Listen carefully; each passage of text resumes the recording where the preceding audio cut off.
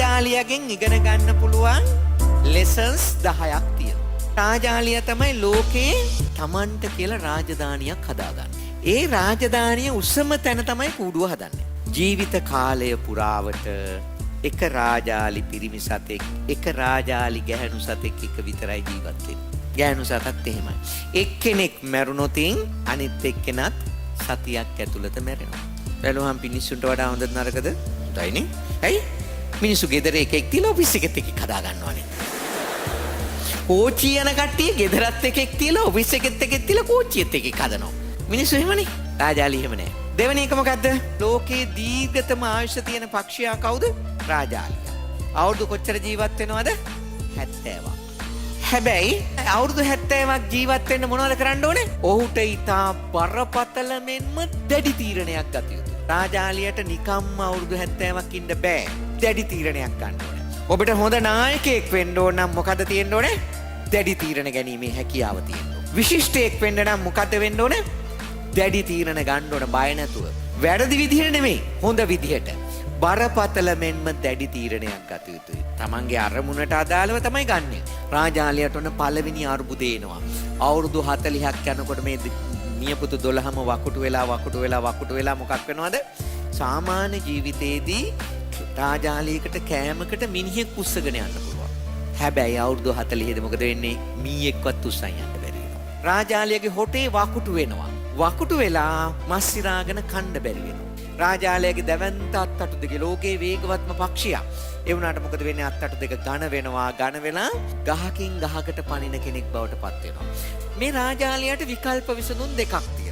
එක්ක ඔහු මිය යා යුතුයි. නැතිනම් දින 150ක අතිශය වේදනාකාරී වෙනසකට change යොමු විය යුතුයි. මට කියන්න මගේ පුතාලා දුවලා රාජාලිය මොන තීරණය ගනීද?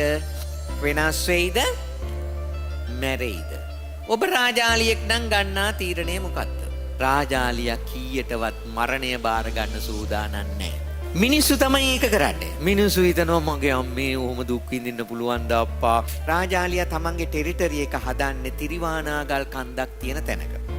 ඒකට යනවා. ගිහලා මොකද කරන්නේ? පළවෙනි පියවර. වේගයෙන් පියාඹා ගොස් ගලක හප්පා තම හොට කඩා දමයි. තමන්ගේ අර වකුටු වෙච්ච හොට ගලවලා දානවා. ගලවලා දාලා මොකද කරන්නේ?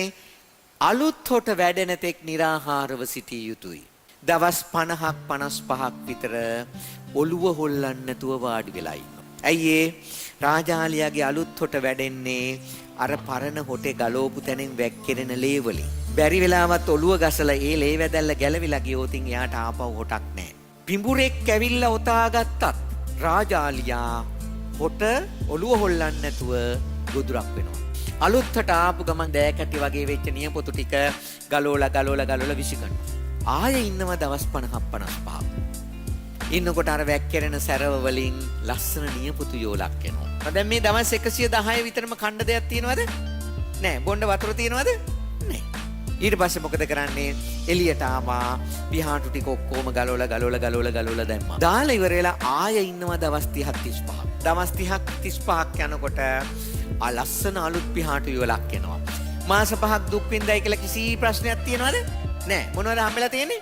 අවුරුදු 30ක් ජීවිතේ හම්බෙලා තියෙනවා. කැප කරලා හරියට වැඩ කරෝතින් ඒ තුලින් මුළු ජීවිතේම ගොඩ නැගෙනවද නැද්ද? ගොඩ නැගෙනවා. අපි අද ගන්න තීරණයක ප්‍රතිඵලය මහා දැවැන්ත එකක් වෙන්න පුළුවන්. ඒක ලෝක ඉතිහාසයේ සම්පූර්ණ අනිත් පැත්ත හරවන එකක් වෙන්න පුළුවන්. හොඳට තේරුම් ගන්න ඕන ඕක. අභිමානවත් රාජාලියෙක් වගේ අභිමානවත් ජීවිතයකට සැබෑ වෙනසක් කරන්න පුළුවන්. කාටද ඒ දේ කරන්න පුළුවන්? ඔබට පුළුවන්.